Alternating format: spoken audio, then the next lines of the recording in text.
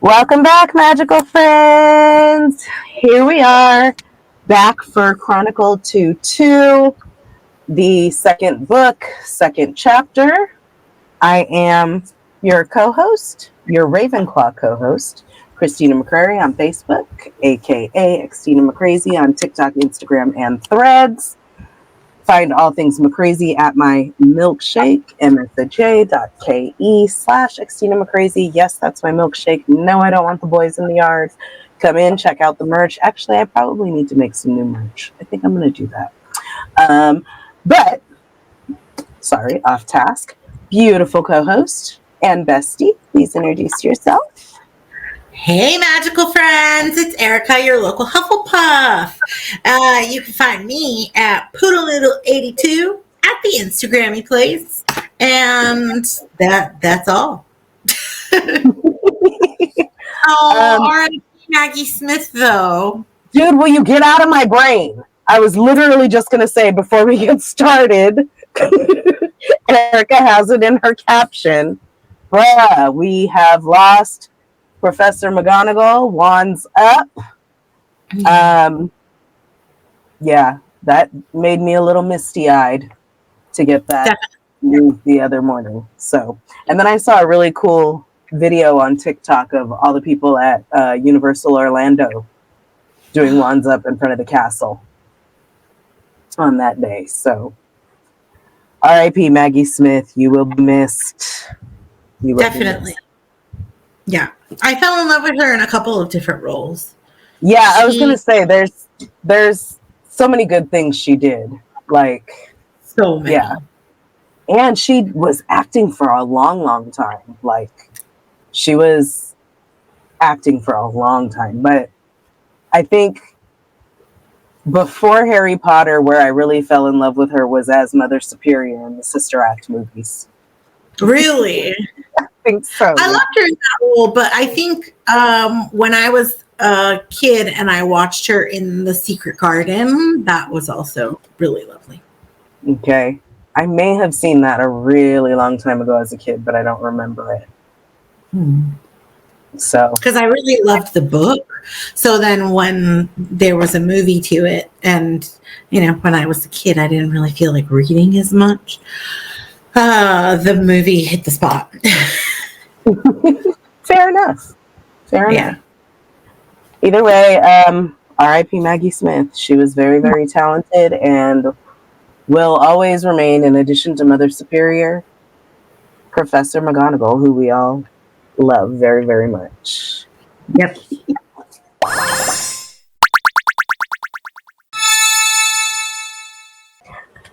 All right, Erica, you want to tell us about Chapter 2?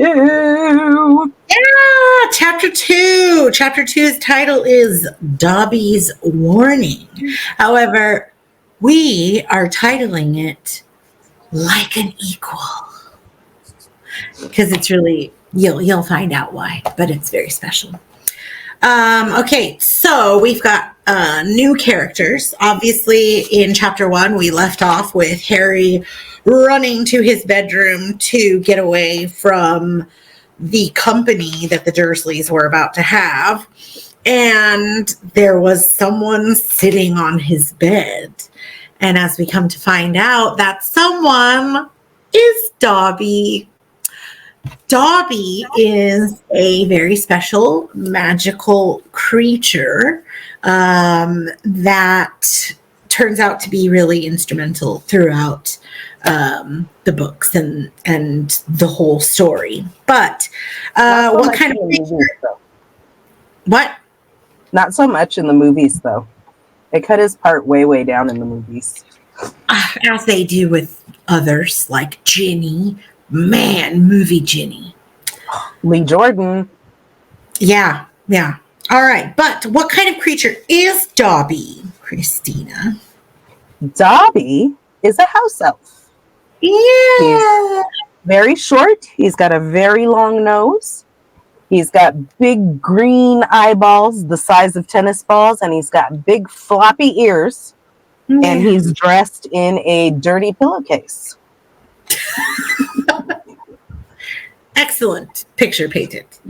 And then we also have mention of one Mafalda Hopkirk, but we'll get to her momentarily. All right, let's dive in.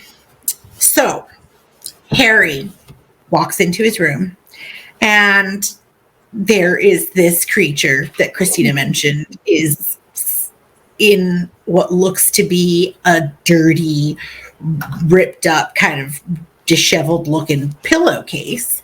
And he's jumping up and down on Harry Potter's bed in the movie.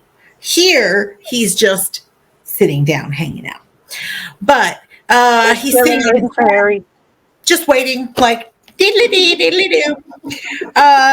And Harry is like, what is happening right now? I don't know. And then he's standing at the doorway, and downstairs he can hear the Masons' voices. He can hear that the Dursleys are like welcoming them into their house, and this is not a good time. This is the worst time. And then automatically Harry thinks that he wants to ask, what are you? What are you? And then he's like, wait, that's got to be rude, right? Let me get back. Hold on. Let me just say, who are you?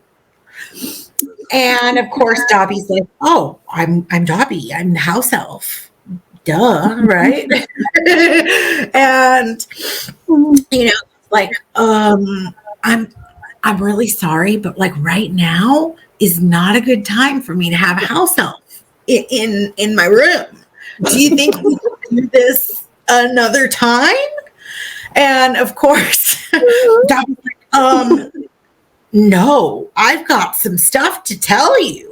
And so he's like, okay, all right. Well, why don't we start by you having a seat? This gesture throws Dobby into a fit, a crying fit, wailing and crying, kind of, oh my God. And Harry's like, oh my God, what did I do? I'm so sorry. Did I offend you? He's like, offend me? How could you offend me? No, this is like the kindest thing anyone has ever done for me. Are you kidding? And he's like, oh, okay, well, I guess you haven't met many kind wizards. And Dobby's like, no, I haven't. And then he's like, oh, wait, that was really bad of me to say. And then goes and starts like whomping himself against the wall. Bam. Bad Dobby. Bad Dobby. But that causes noise, and Harry's like, dude, you gotta stop, man. You gotta chill. And so this kind of takes Harry into understanding like a little bit more about elves. So there's something important in the wizarding world. House elves they have a house elf enslavement. I mean, all of this is... House elves are the slaves of the magical world. Eerily, really bad look for the series. Just a bad look.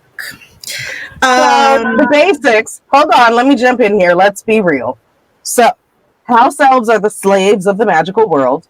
They're assigned to a family, and they just get passed down from generation to generation until they die. They serve the same family until they die. They're not allowed to have clothes, which is why Dobby's wearing a pillowcase. And if you give them clothes, you set them free. Exactly. The reason why they're not allowed to have clothes is because clothes are a mark of freedom. Their clothes that they have is the mark of the house elves' enslavement. So it's their uniform, shall we say. It's more than anything, it's like their kind of class statement, right? Yes. Like it's very much classist. Yeah. And so by having actual clothes, then that puts them into regular society, and that's not okay. So the only way you can free an elf is by giving them an item of clothing. And the reason why he had to beat his head against the wall is because if they speak ill of the family they work for or disobey the family they work for in any way, shape, or form, then they have to punish themselves. Mm-hmm. So he's over there talking about bad Dobby, whack, whack. And then talking about how he puts his ears in the oven and how he irons his hands and all kinds of other things that he does. And Harry's like, wait, don't your masters, and this is a word that they use, don't they get it? Don't they understand? Like when you do this? And then he's like, well, I mean, they don't care. They let me carry on with my own punishment. Like, what? And sometimes they remind him to do extra. Yeah, don't forget to punish yourself now, Dobby, okay? You bad self. Yeah. I mean, yeah. Things get very... Yeah. This is Harry learning about house elves and what they're like. And then he says, and I thought I had it bad staying here for another 4 weeks. This makes the Dursleys sound almost human. Can anyone help you? Can't I? This makes the Dursleys sound almost human. That's how bad the situation is.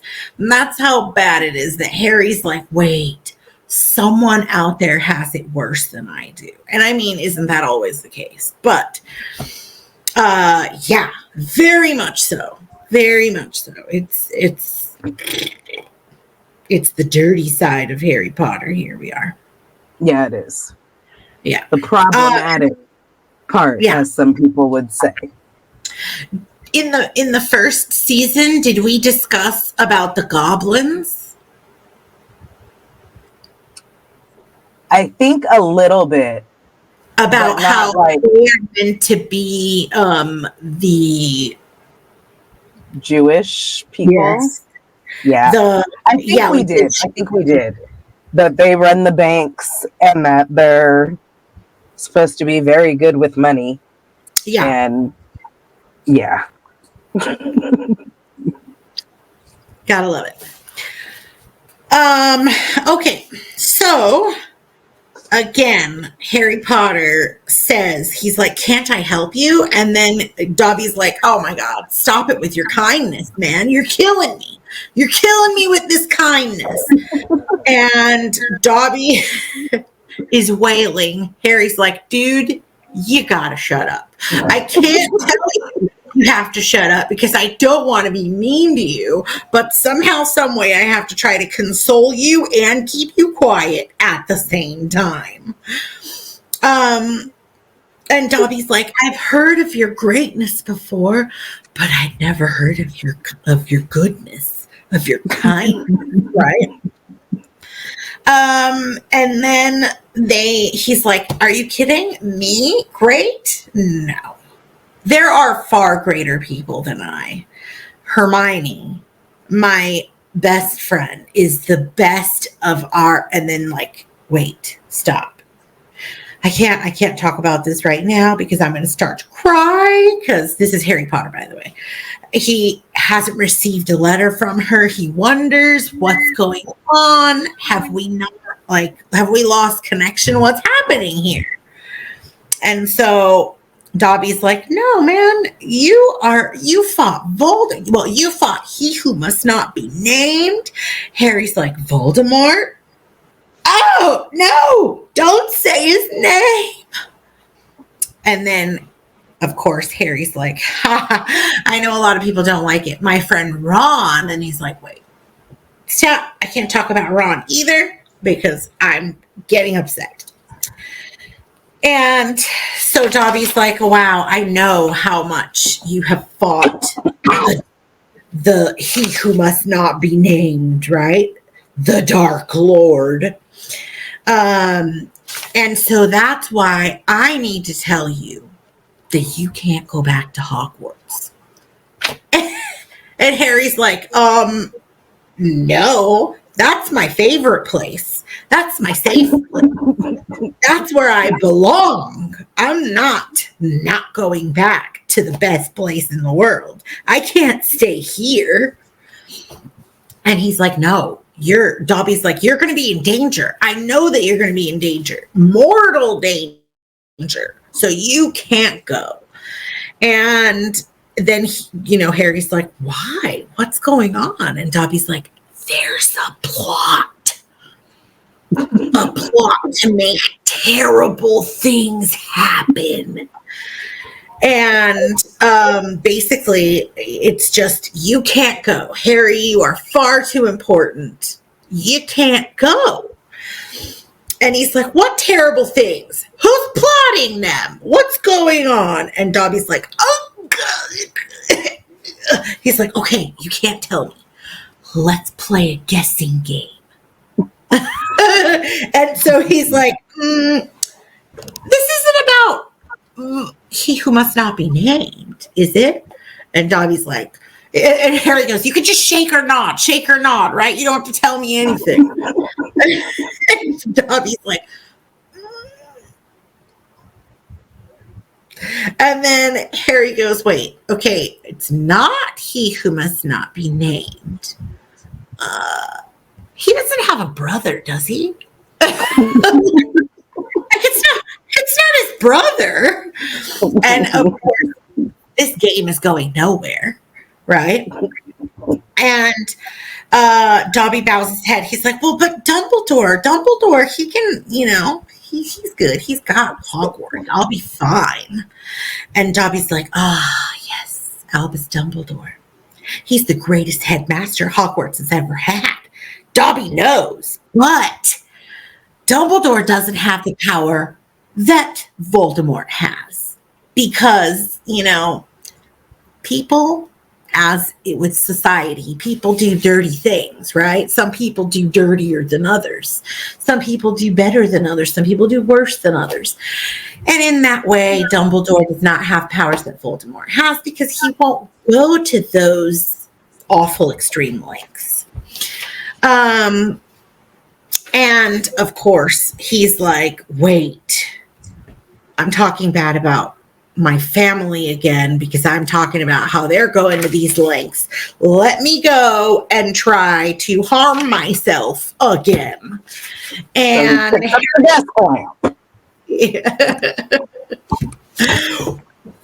whack, whack. Yeah. So, and of course, he's screaming. Dobby is screaming.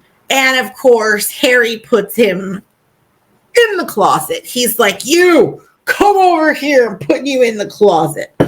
And shoves him in the closet. And right as he shoves him in the closet, Uncle Vernon comes. And he's like, what are you doing here? What is going on upstairs? Like, I don't understand. You just ruined. Yep. Go ahead. You just ruined the punchline of my favorite Japanese golfer joke. One more sound and you'll wish you'd never been born, boy. I really want to know what that joke is. Right? Yeah, I'd really like to know. Anyway. I'm sure it was problematic. Oh, I'm sure. That's why I want to know. Okay. So then Uncle Vernon leaves. Dobby comes back out of the closet. He's got a sock on him. He's disheveled because he was in there, right? And Harry's like, do you understand now? Do you see what's going on? Like, why I have to leave from here? I can't be here. I can't deal with this. Right? And then he's like, I gotta go back to visit my friends. And this is when Dobby says, friends that don't even write to you? He's like, well, I mean, maybe they were busy, maybe they were traveling, maybe they were this, that, like whatever excuse. And then he goes, hey, wait a minute, hang on. How do you know that? How do you know that my friends haven't been writing me? Okay. Don't be mad at me, Harry Potter. But I've got your letters right here in my hand. It's like, see, I got all the letters. Why are you stealing my letters? He pulled a thick wad of envelopes from the inside of the pillowcase he was wearing. Harry could make out Hermione's neat writing, Ron's untidy scrawl, and even a scribble that looked as though it was from the Hogwarts gamekeeper, Hagrid. Exactly. So he's been thieving, and Harry's like, okay, I've got to try to get my letters back. And so they have a bit of a kerfuffle, trying to, run around the room and whatnot. And then... Yeah, because Dobby said he hoped if Harry thought his friends forgot about him, he wouldn't go back. Yeah.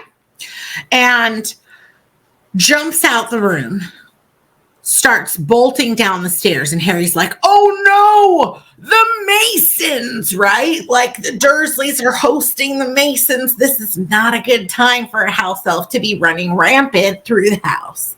So he runs after him, trying to get his letters, and he finds that, number one, house elves have magic, and they don't need wands. Number two, yeah. He is, do you remember the lovely pudding that Aunt Petunia made with the sugared violets and the this and the that? It is hovering mid-air in the kitchen, just hanging out. And Harry's like, dude, don't. Like, this is going to put me in jail forever. No, he said they'll kill me.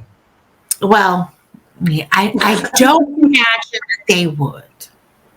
Yeah, but that's what he said. He said, please no, they'll kill me. And then Dobby's like, okay, well then just promise that you won't go back to Hogwarts.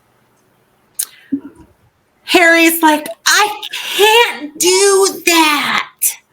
And I have to say, I find this very adorable. We'll talk more about that later.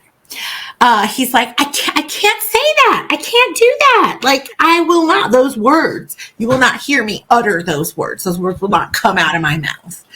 And Dobby's like, well, then I have to do it for your own good, bro, because you don't get it. And the pudding fell to the floor with a heart-stopping crash. Cream splattered the windows and the walls as the dish shattered. With a crack like a whip, Dobby vanished. There were screams from the dining room. Everybody runs into the kitchen and is like, what is going on? And of course, Uncle Vernon is like, oh, it's just our nephew. He's very disturbed. Trying to play it off, of course. Meeting strangers upsets him, so we kept him upstairs. I gotta say, that's a pretty good line, though. Yeah, it is. So, of course, with the dessert being ruined, Aunt Petunia gets some ice cream. And he's hoping that he can still make his deal, right? He's like, okay, they bought the line about Harry being disturbed and meeting strangers upsetting him. And then, therefore, hopefully, he can still close the deal. Mind you, they've made Harry clean up the mess in the kitchen. So he's in the kitchen now, scrubbing all the pudding off of the walls and windows. Of course. I mean, can you imagine what kind of mess it creates to have that dessert just plop down from hovering height and just spray all over the place? So, yeah. So he's just like, Uncle Vernon's like, oh, my nephew's disturbed. And then they all go back into the other room to continue with their dinner while Harry cleans the kitchen. Just, yeah. Yeah. Very not concerned. Not at all. Of course, it says Uncle Dudley threatened to flay him to within an inch of his life once the Masons had left. Uncle Vernon. Yeah. That's nice, right?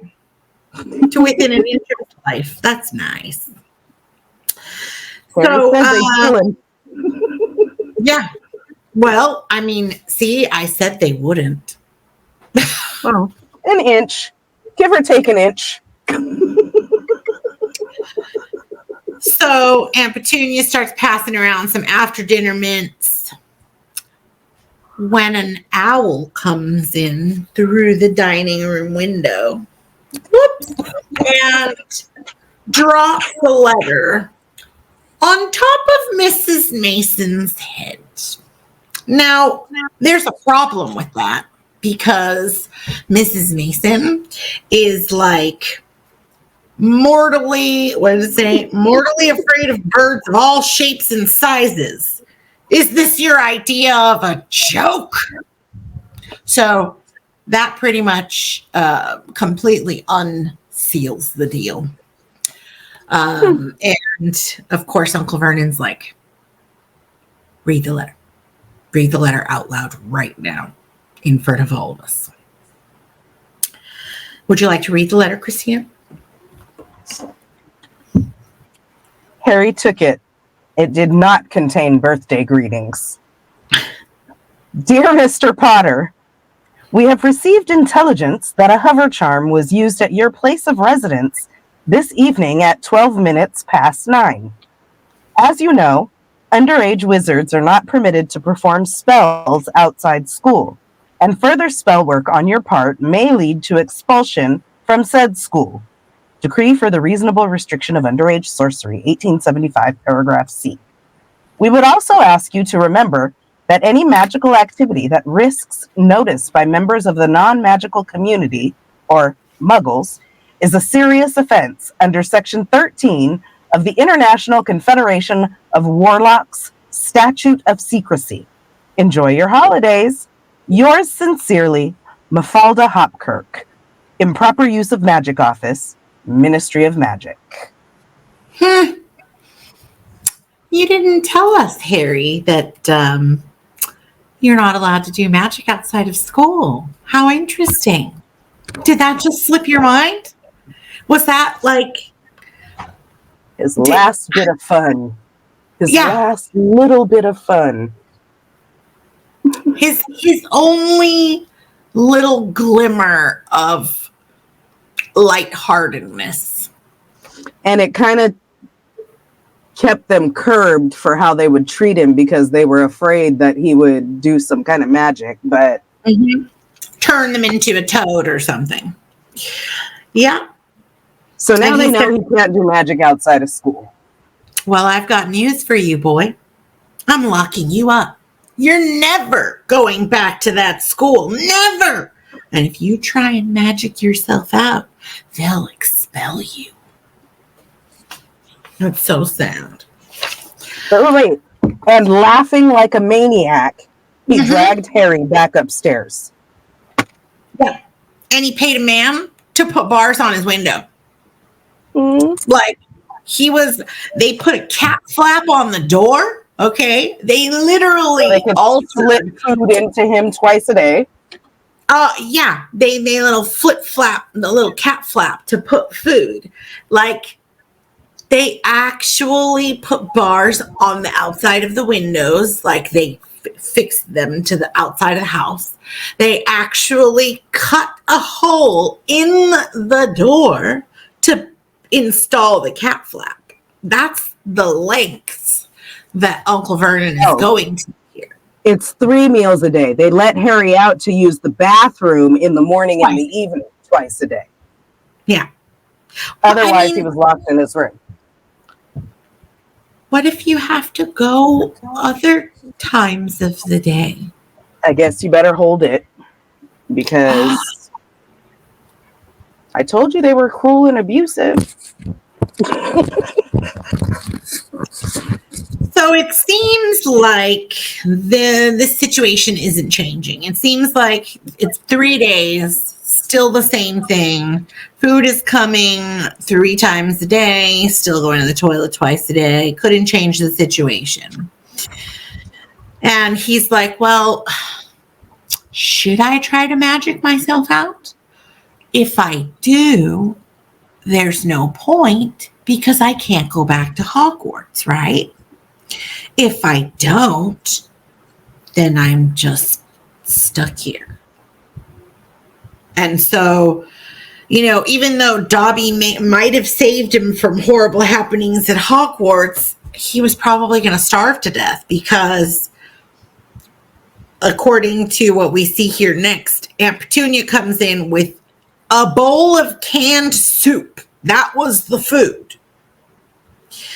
And he jumps over, runs to it. He drinks. Because he's starving. Drinks the cold soup and gives the vegetables to Hedwig. He shares his little bits of soup. And I'm assuming, of course, that the Dursleys don't think about the fact that there's an owl in the room and that the owl should be fed as well. I mean, let's be real. The owl's already been locked up for months, so I'm sure they give 0 Fs.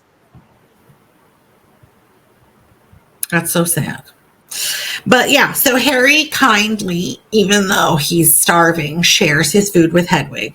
And she's like, dude, are you kidding me with this? And he's like, don't turn your nose up at it now. This is all we've got, girl. You take it or I take it. We've got no other alternatives.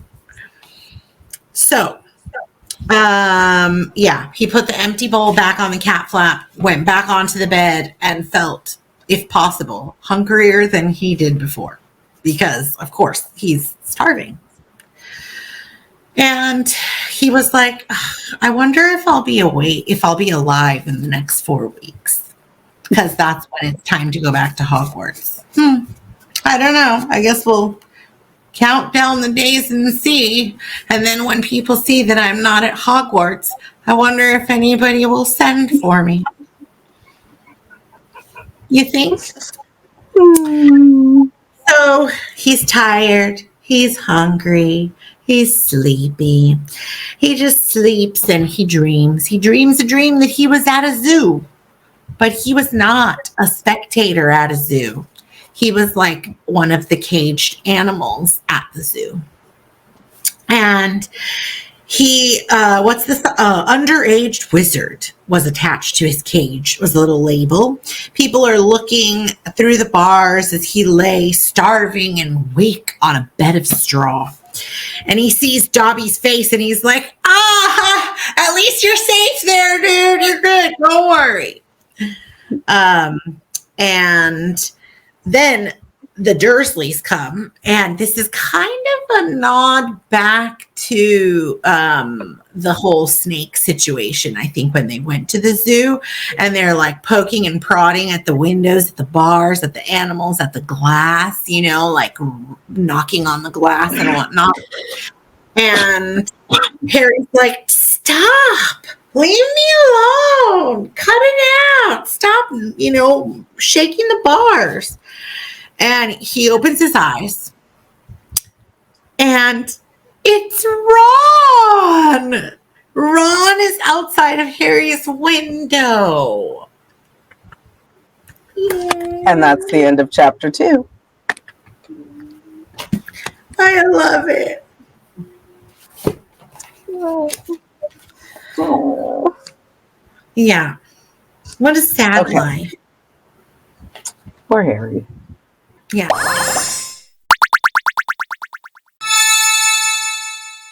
Okay. Book versus movie. Yeah. I only wrote down 3 things. Okay. Let's go through them. So, in the movie, and you already mentioned this, when Harry comes into the room, Dobby's jumping on the bed. And he's going, wee, wee, wee. Whereas in the book, when Harry comes in, Dobby's just kind of sitting on the bed like, do. The second one was when Uncle Vernon came upstairs and Harry shoved Dobby in the closet. Yeah. In the book, he says, "Oh, Dudley must have left the TV on, the little tyke," and goes upstairs to check and see what the noise is. But in the movie, he's like, "Oh, it must be the cat," before he goes upstairs to see what the noise is. Yeah. And then the third one is the whole pudding and Mrs. Mason's head thing. So in the book, Dobby's crouched up in a corner on top of the cabinets, making the pudding float, and just drops it and it splats all over the kitchen, and then everybody's startled. And then the barn owl comes in through the window and drops a letter on Mrs. Mason's head. But in the movie, Dobby is like hovering and moving the pudding. And when Harry's like telling him, no, stop, the pudding is hovering above Mrs. Mason's head. And so when Dobby drops it and disappears, it falls on Mrs. Mason's head. So those were the three things that I noticed were different. There was no owl. Yeah, there's no, we don't see Harry getting food from the cat flap, right? In the movie, we don't see him getting food and sharing the food with Hedwig. It gets dropped on Mrs. Mason's head, and then he gets locked in his room, and then Ron's out the window. Mm-hmm. So yeah, those were the only book versus movie differences that I saw for this chapter. There is one more really minor one where Dobby is punishing himself. I thought in the movie he only used the lamp and then the dresser. He goes and like bangs his head against the dresser. Maybe. Or the closet or something, not the wall or the window. Not the wall or the window, exactly. Which he does in the book. But he also punishes himself more times in the book than in the movie. Yes, definitely. Yeah. Okay. Yep. Woo woo.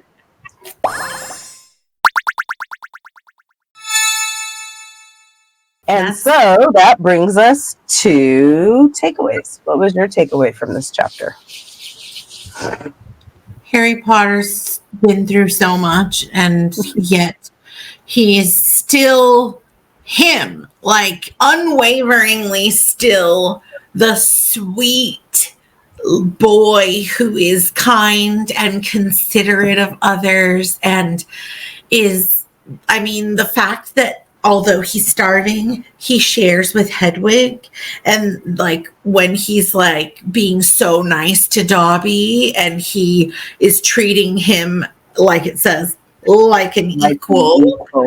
Yeah. Mm-hmm. And double, like thinking back instead of asking what are you and realizing in his head before he says it that might be offensive, that might be a little bit rude. Think twice in your head before things come out of your mouth. Society. He's able to make that understanding. Like, okay, sometimes things come out of your brain, but they shouldn't come out of your mouth, and say, who are you instead? Right. That was my takeaway. Like, even going through all that stuff, he's still genuinely just sweet as pie. So that was the first thing I wrote down, was how polite he is no matter what. Like him thinking, oh no, I shouldn't say that, it would be rude, and offering Dobby a seat. And as he goes on talking to Dobby, like you said, like an equal, which flips Dobby out. The second thing is Uncle Vernon and his Japanese golfer joke. And then there's another part that we glossed over where he says, where Harry's trying to come downstairs behind Dobby after Dobby's run out of the room. And he's trying to keep it super quiet, but he can overhear the conversation.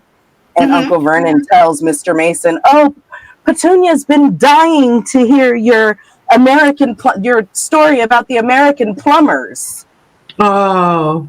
And I got to think, because they're in the UK, once again, it's probably problematic. Oh. And then I also wrote down how there is more evidence of the cruel and abusive behavior here, the threats to flay him to within an inch of his life, claiming that he's disturbed, and then just going on about their business, locking him in his room and only giving him cold food and letting him go to the bathroom twice a day. So Yeah. those were my takeaways. Yeah, I wrote that in red. Uncle Vernon, like all of the abuse. Yeah, just he's consistently been abused since he was a year old in this house, and yet and still he's still super polite.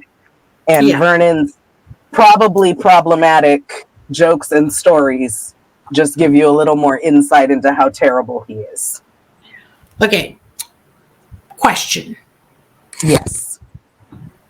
How did Dobby get the letters? I don't know. He has magic, so. But he has a job to do, right? That's true. Busy. But I feel like, so we know that any houses that have house elves are really huge houses, like the big, rich. Manors. Manors. That was the word I was looking for. I was thinking mansion, but I knew that wasn't right. So like big manors, right?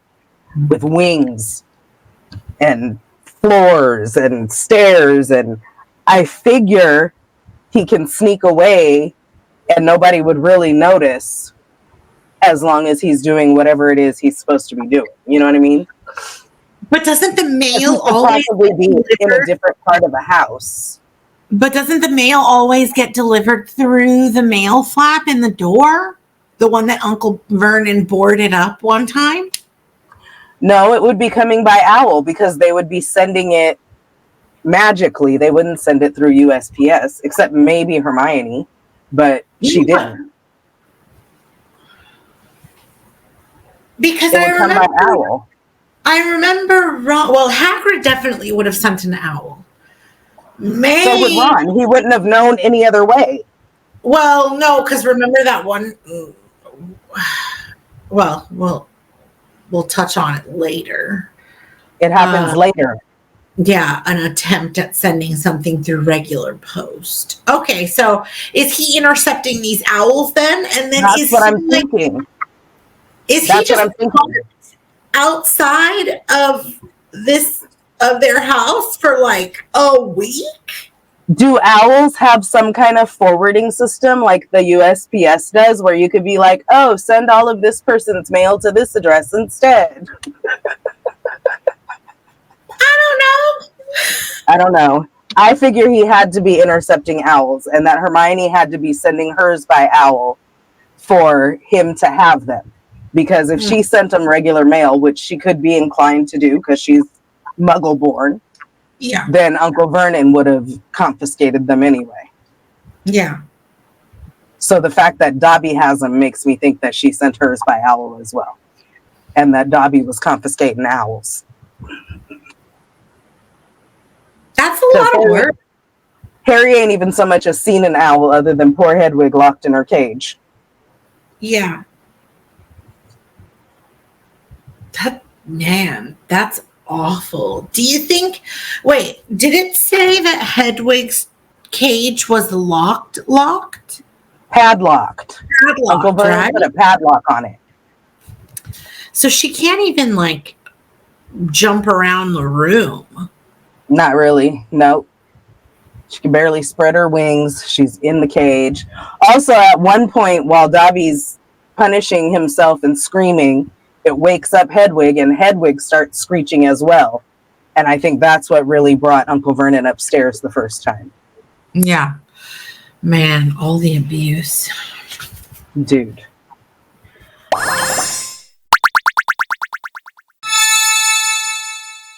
Okay. That brings us to making magic. Yes. We hope that you all enjoyed last time's Making Magic. I think there are a lot of wonderful, very talented, very creative people out there who can make such fantastic things. And this time around, we have some other very creative and interesting individuals who are making really lovely dobbies. There are so many different kinds of dobbies out there. There are kind of life-size dobbies. There are smaller dobbies. There are figures. There are things with some really cool cosplay dobbies. Yeah. Oh my gosh, there's a baby Dobby. Oh my gosh. There's they went to, it was from the WB Studio Tour Japan. Right now there is a contest that if you take a picture of yourself in cosplay and follow the account, the WB Studio Tour Japan account, and then that page, when you take your picture, upload it and tag them in it and like use the hashtag, you can get tickets for I think the Halloween celebration. And there's this little baby in a Dobby costume. And the parents took a picture of it as it was entering the Forbidden Forest. And oh my gosh, with the ears and the little like sack, the kind of pillowcase sack and everything. And it was literally, I mean, that baby must have been like not even 2, just like Which barely. Use a real pillowcase because it would totally fit. Yes. That is so cute. So cute. Anyway, we will showcase some Dobby action this time around. Please enjoy.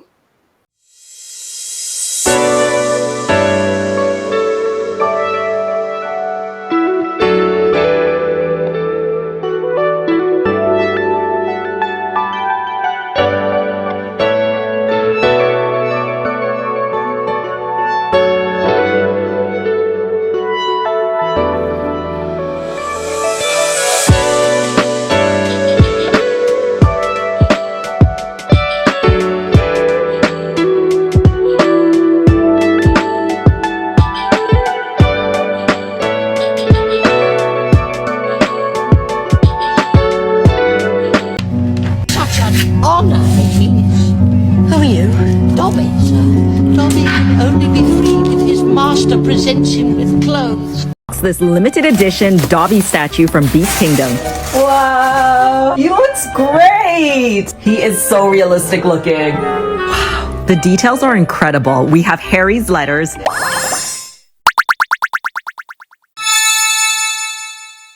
Okay, now that we're back, you know what time it is. Hallows or Horcruxes? Are you ready for this week's question? I'm ready.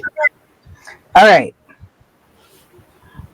If you were in Harry's situation, and let's say Ron hadn't shown up at the window, right? Would you rather stay locked up at the Dursleys or risk expulsion from Hogwarts to escape? This is very easy for me. I have a feeling we have the same answer. I'm breaking out. I'm breaking out, man. Period. I will find somewhere to be in the magical world, even if I can't go to Hogwarts. Yeah.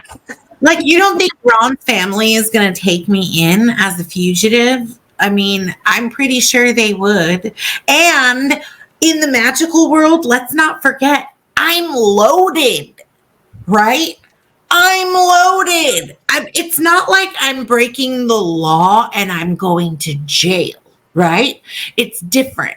You're not risking jail. Oh, sorry. You're not risking jail. You're simply risking expulsion, right? So you can't go back to Hogwarts, but that doesn't mean you can't go back to the Wizarding World. That doesn't mean you couldn't possibly go and visit Hagrid and still get to be at Hogwarts from time to time. That, like you said, he's friggin' loaded in the Wizarding World. His parents left him a fortune.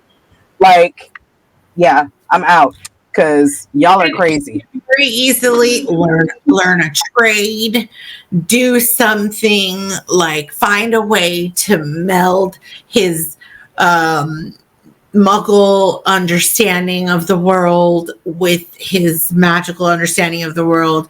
Go to the bookstore. Get a job in one of the shops in Diagon Alley. Like, bruh. Get a burger shop at Diagon Alley.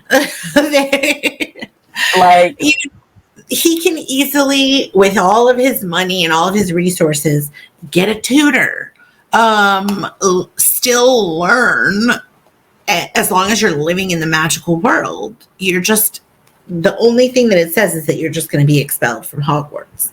I'm cool with that. He'd be emancipated. He wouldn't have to mess with the Dursleys anymore. I almost said something else, but he wouldn't have to be bothered with the Dursleys anymore. Get this. Go to a different school. That's right. There's other wizarding schools. Spoiler alert. There are other wizarding schools. There are other magical places that you can go to. And, all right, so one door closed. All right. F it. It's time for you to get out and explore the magical world then, bruh. Because, no. Like, you're literally in jail. Yeah. And your bird? Come on. Let's get out there. Which would also keep him in touch with anybody he wanted to be in touch with while he wasn't around, because Hedwig. Owl. Exactly. Messages. So, yeah. I feel like he's got enough people that have his back that he would be okay. Plus, he's rich in the wizarding world. All right, well, y'all want to lock me up? I'm out. You know what, though? You know what I would try first? But this is a little bit difficult because I'm assuming that the Dursleys are always home, right? That they're not purposely, that they're not leaving the house. But if at any point in time they do, like Uncle Vernon's at work, Aunt Petunia maybe goes to the store, Dudley's at school, I will first attempt. They're out with their friends because it's summertime. Okay, I will first attempt to use physical force to, like, break things, break Try the to door, kick the door down. Yes, exactly. Break So the lock off of the cabinet, grab all your stuff, and just be out. Yes, I will have my stuff packed ahead of time so that it's a quick escape, right? Have Hedwig ready, have my stuff ready, and just get ready to bolt. But if I can't do it non-magically, then we're that's breaking a good idea. You try it non-magically first so you don't get kicked out of Hogwarts.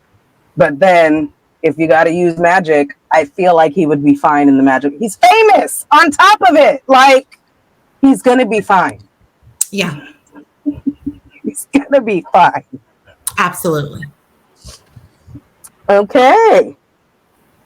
That brings us to the end of this episode. Bestie, tell the people where to find you. I'm Poodle Noodle 82 at the Instagrammy place. Come find me. And it's me, Xtina McCrazy, on TikTok, Instagram, and Threads. Everything McCrazy can be found at my milkshake, msha.ke/Xtina McCrazy. I have merch, I have interviews, I have stuff for this podcast, I have the website for this podcast, I have all the places this podcast can be watched or listened to. I'm also co-host of another podcast, Thursday Night Live. If you haven't checked it out, feel free to go over there. Totally different vibe, though. Definitely not PG-13. So, just as a warning. And I think that will do it.